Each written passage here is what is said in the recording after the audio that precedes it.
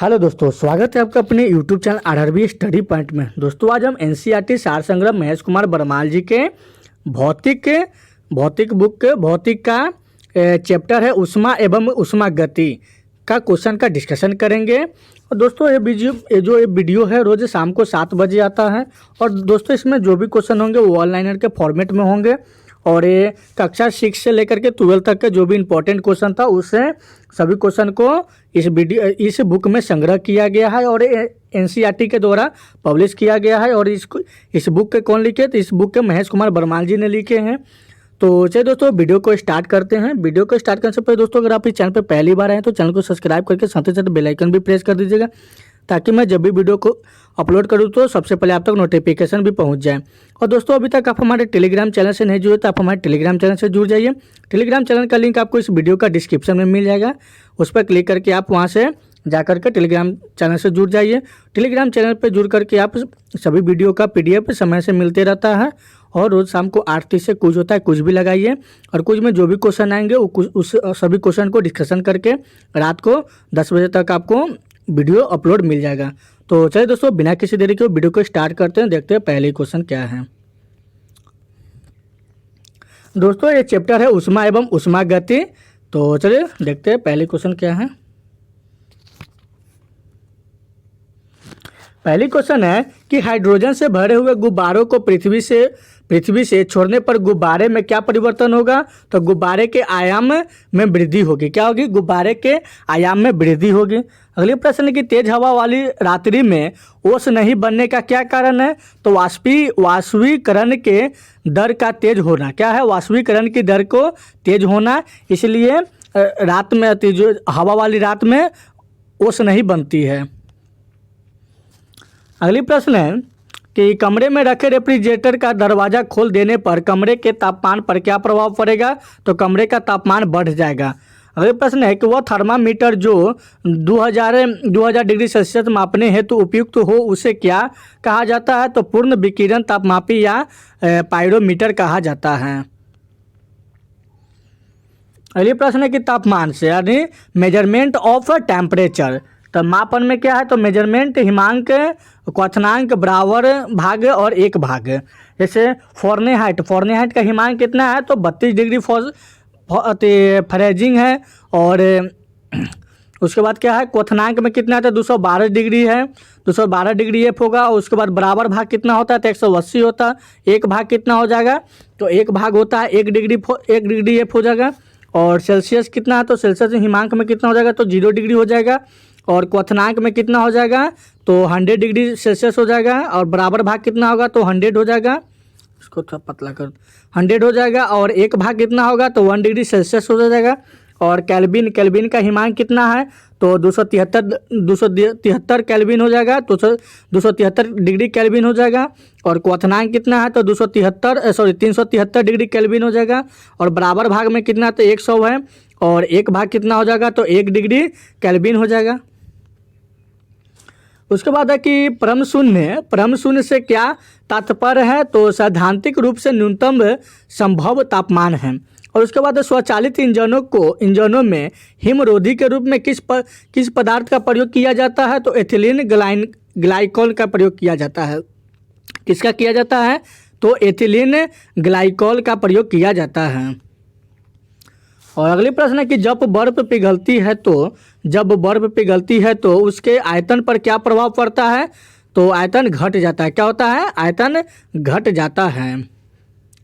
आगे है कि थर्मोस्टेट यंत्र का संबंध तापक्रम से है जिसका उपयोग किसी निकाय का दाब स्वनियंत्रित करना है। क्या करना है? तो स्वनियंत्रित करना है। अगले प्रश्न है कि रेफ्रिजरेटर में थर्मोस्टेट का प्रमुख कार्य क्या है? तो एक समान तापमान को बनाए रखना है। अगले प्रश्न है कि रेफ्रिजरेटर में खाद्य पदार्थों को ताज़ा रखने हेतु कितना तापमान आवश्यक है? तो 4 डिग्री है। रेफ्रिजरेटर में खाद्य पदार्थों को ताज़ा रखने हेतु कितना तापमान आवश्यक है?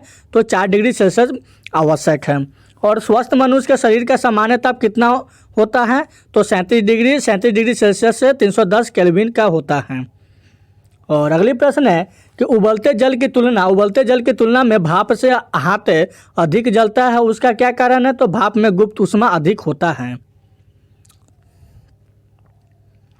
अगली प्रश्न है कि पानी में साधारण नमक मिलाने पर पानी का क्वथनांक बिंदु बढ़ जाएगा तथा हिमांक बिंदु घट जाएगा।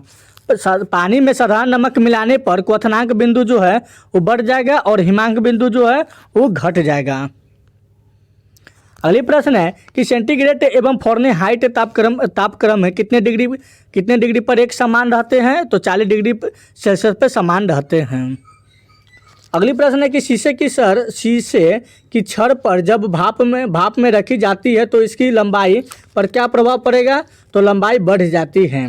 अगली प्रश्न है कि सर्दियों में लोहे के टुकड़े और लकड़ी के टुकड़े को छूने पर लोहे का टुकड़ा ठंडा क्यों लगता है? तो लकड़ी की तुलना में लोहे ऊष्मा का अधिक सुचालक होता है।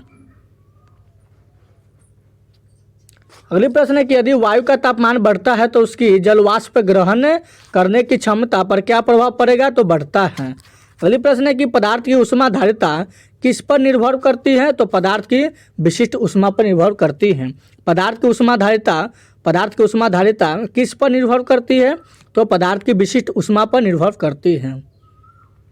अगले प्रश्न है कि साफ मेघ रहित रातों की तुलना में मेघाच्छादित रातें अपेक्षाकृत अधिक गर्म होती है क्योंकि बादल पृथ्वी तथा हवा से ऊष्मा के विकिरण को रोकते हैं। अगली प्रश्न है कि जब जल को 0 डिग्री से 10 डिग्री तक गर्म किया जाता है तो इसके आयतन पर क्या प्रभाव पड़ेगा? तो पहले घटेगा फिर बढ़ेगा। अगली प्रश्न है कि दाब बढ़ने पर जल के क्वथनांक पर क्या प्रभाव पड़ेगा? तो जल का क्वथनांक बढ़ेगा। क्या होगा? दाब बढ़ने पर जल के क्वथनांक पर क्या प्रभाव पड़ेगा? तो जल का क्वथनांक जो है वो बढ़ेगा। अगली प्रश्न है कि गर्मी के दिन में किस प्रकार के छाते का प्रयोग किया जाता है? तो सफ़ेद छाते का प्रयोग किया जाता है। उसके बाद अगली प्रश्न है कि रेल की 2 पटरियाँ जोड़ते समय मध्य में थोड़ी जगह क्यों छोड़ी जाती है? तो पटरियों को ऊष्मीय प्रसारण के लिए स्थान रखने के लिए। अगली प्रश्न है कि प्रेशर कुकर के अंदर का उच्चतम भाग निर्भर करता है तो ऊपर के छेद के क्षेत्रफल एवं उस पर रखे गए वजन पर। अगले प्रश्न है कि कमरे में लगा हुआ वातानुकूलित किसे नियंत्रित करता है? तो आर्द्रता एवं तापक्रम को नियंत्रित करता है। कमरे में लगा हुआ वातानुकूलित किसे नियंत्रित करता है? तो आर्द्रता को करता है और तापक्रम को करता है। चाल के अनुप्रयोग जो है, पहला पॉइंट है कि शीत ऋतु में लकड़ी व लोहे का ताप समान होने पर भी लोहे की कुर्सी अधिक ठंडी लगती है।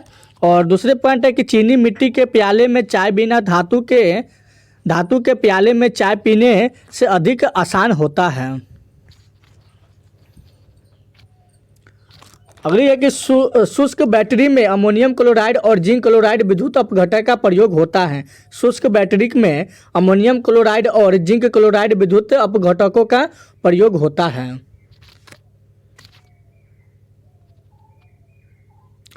अगली प्रश्न है कि डेजर्ट कूलर द्वारा शीतलन किस सिद्धांत के आधार पर कार्य करता है? तो वाष्पन शीतलन के सिद्धांत पर कार्य करता है। किस पर? वाष्पन शीतलन के सिद्धांत पर कार्य करता है। अगले प्रश्न है कि किस तरल की विशिष्ट ऊष्मा सर्वाधिक होती है? तो ये जल की होती है। किसकी होती है? जल की होती है। अगली प्रश्न है कि पसीने की हमारे शरीर में क्या भूमिका है? तो यह शरीर का ताप नियंत्रित रखने में सहायक है। पसीने की हमारे शरीर में क्या भूमिका है? तो यह शरीर का ताप नियंत्रित रखने में सहायक है। और गर्म मौसम में पंखा चलने से आराम क्यों महसूस होता है? क्योंकि हमारा पसीना तेज़ी से वाष्पीकृत होता है। गर्म मौसम में पंखा चलने से आराम क्यों होता है? तो हमारा पसीना तेज़ी से वाष्पीकृत होता है। अगली प्रश्न है कि मिट्टी के घड़े में जल क्यों ठंडा रहता है? मिट्टी के घड़े में जल क्यों ठंडा रहता है? तो वाष्पीकरण के कारण ठंडा रहता है। किसके कारण? वाष्पीकरण के कारण ठंडा रहता है। अब है कि संवहन के प्रयोग। किसका? संवहन के प्रयोग। पहला प्रयोग है कि विद्युत बल्ब में लगे तंतु को गलने से बचाने के लिए। और दूसरा पॉइंट है कि पृथ्वी का वायुमंडल संवहन द्वारा गर्म होता है। और तीसरा है कि मोटर कार का रेडिएटर शीतलन तंत्र भी संवहन सिद्धांत पर कार्य करता है। और अगला पॉइंट है कि रेफ्रिजरेटर में फ्रीजर ऊपर की ओर बनाया जाता है। रेफ्रिजरेटर में फ्रीजर ऊपर की ओर बनाया जाता है। अगली पॉइंट है कि थर्मस बोतल में पेय पदार्थ की कुछ समय तक उसी ताप पर रखने के लिए उसी दीवारों पर किस पदार्थ की परत लगाई जाती है? तो रजत परत लगाई जाती है। किसका कैसा परत लगाई जाती है? तो रजत परत लगाई जाती है। और प्रेशर कुकर में खाना जल्दी क्यों पक जाता है? क्योंकि दाब बढ़ने पर पानी का क्वथनांक जो है वो बढ़ जाता है। और ऊष्मा किसका उदाहरण है? तो ऊष्मा का है। क्या है? ऊष्मा जो है ऊर्जा का उदाहरण है। किसका उदाहरण है? तो ऊष्मा जो है उदाहरण है ऊर्जा का। अगली प्रश्न है कि सीटी स्कैन करने में कौन सी किरणें का प्रयोग की जाती है? तो एक्स किरणें का की जाती है। सीटी स्कैन करने में कौन सी किरणें का प्रयोग की जाती है? तो सीटी स्कैन के की जाती हैं। और आदर्श गैस की तांत्रिक ऊर्जा किस राशि पर निर्भर करती है? तो केवल ताप पर करती है। किस पर करती है? केवल ताप पर करती हैं।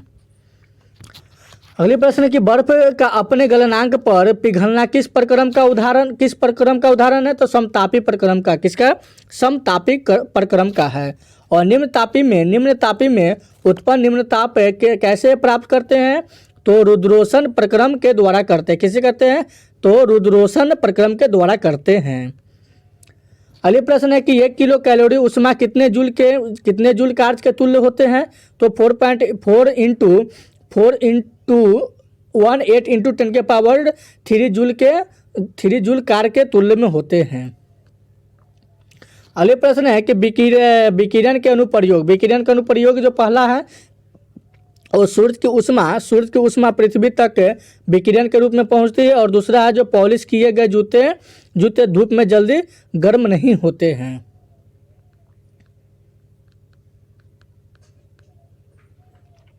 उसके बाद ये पानी में साधारण नमक मिलाने पर पानी का क्वथन कहाँ चली गया? यहाँ हाँ। जल का घनत्व किस ताप पर अधिकतम होता है? तो 4 डिग्री पर होता है। किस पर होता है? ये भी तो लगता है पढ़ा हुआ।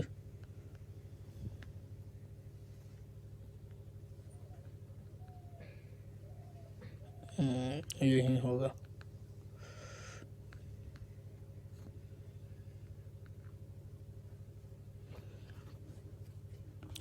जल का घनत्व किस ताप पर अधिकतम होता है? तो 4 डिग्री सेल्सियस पर होता है। किस पर होता है? 4 डिग्री सेल्सियस पर होता है। उसके बाद एक ऊष्मा गति का प्रथम नियम किस अवधारण का पुष्टि करता है? तो ऊष्मा संरक्षण का करता है। ऊष्मा गति का प्रथम नियम किस अवधारण की पुष्टि करता है? तो ऊर्जा संरक्षण को करता है।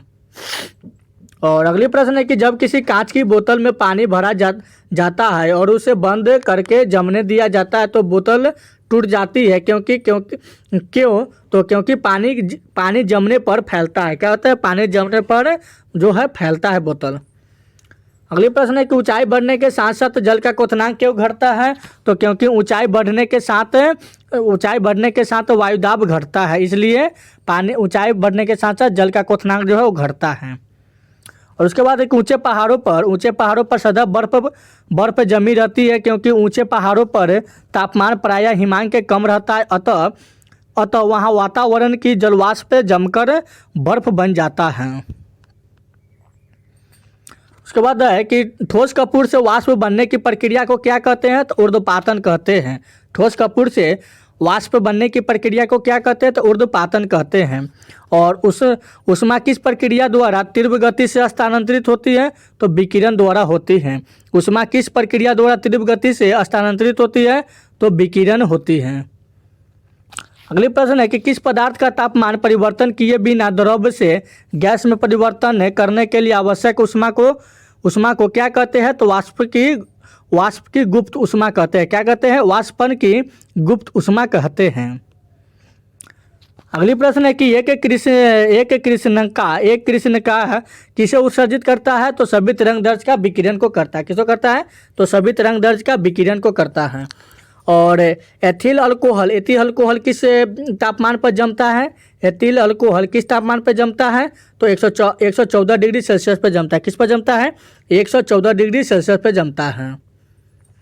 अगले प्रश्न है कि तारे के अंदर ऊर्जा उत्पादन के लिए कौन सी अभिक्रिया होती है? तारों के अंदर ऊर्जा उत्पादन के लिए कौन सी अभिक्रिया होती है? तो ताप इसमें अभिक्रिया होती है कि ताप नाभिकीय अभिक्रिया होती है। क्या होती है? ताप नाभिकीय अभिक्रियाएं होती हैं।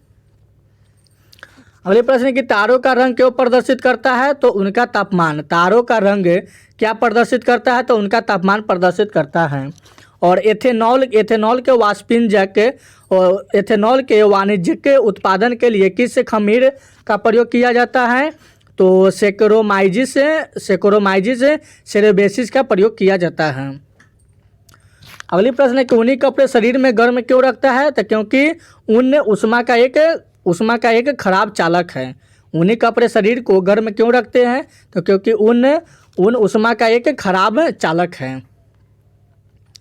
अगले प्रश्न है कि उष्मा की वह मात्रा जो किसी पदार्थ के 1 किलोग्राम द्रव्यमान को उसके क्वथनांक बिंदु पर वाष्प की परिवर्तन करने के लिए प्रदान की जाती है उसे वाष्पन की गुप्त उष्मा कहा जाता है। क्या कहा जाता है? तो वाष्पन की गुप्त उष्मा कहा जाता है। अगली प्रश्न है कि गर्मियों में सफ़ेद कपड़े पहनना अधिक आरामदायक होता है क्योंकि सफ़ेद कपड़े उष्मा का अधिकांश भाग परिवर्तित करते हैं। क्या करते हैं? तो सफ़ेद कपड़े उष्मा का अधिकांश भाग परिवर्तित करते हैं। तो चलिए दोस्तों, आज की वीडियो यहीं पे समाप्त होती है। वीडियो अगर अच्छा लगे तो लाइक और शेयर कर दीजिएगा और चैनल पर पहली बार होंगे तो चैनल को सब्सक्राइब करके साथ ही साथ बेल आइकन भी दबा दीजिएगा।